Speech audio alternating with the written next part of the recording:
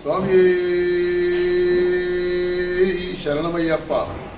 అయ్యప్ప భక్తులకు ఒక సూచన, మనవి, విన్నపం అనుకోండి.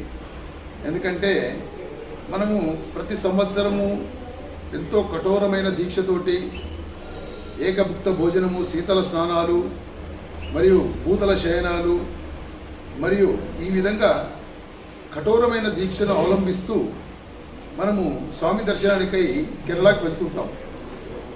ఆ కేరళలో మన పరిస్థితి ఎట్లున్నదంటే హీనమైన పరిస్థితి. అక్కడ పోలీస్ వ్యవస్థ కానీ, ప్రభుత్వం కానీ, అధికారులు కానీ ఎంత హీనంగా చూస్తారంటే, ఒక భక్తుడు దారి అడిగితే జిప్పు ఇప్పి చూపించిన సందర్భాలు ఉన్నాయి, వీడియోలు మన దగ్గర. మరియు అక్కడ కుక్కలను గుంజినట్టే గుంజి పడేస్తారు మనల్ని. ఒక తిండి దొరకదు, నీళ్లు దొరకాయి.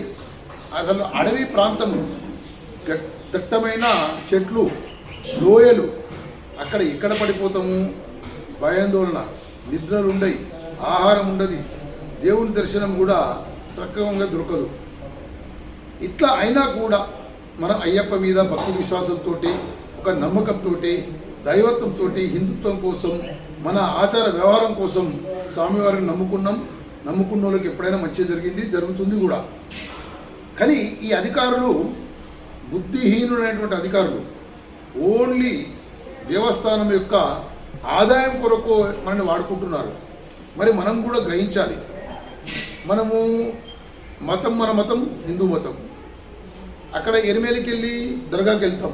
సరే, తెలిసి తెలియక దర్గాలకు వెళ్ళాము, తెలిసినాక కూడా దర్గాలకు వెళ్ళామని అనేది మనది మూర్ఖత్వం. అది ఆలోచించండి ఒకసారి. అయ్యప్ప భక్తులు ఎవరైనా కూడా ధర్మశాస్త్ర దగ్గరికి వెళ్ళండి. ఎరిమేలి అవసరం లేదు మనకు. అది మన మత విశ్వాసానికి విరుద్ధము.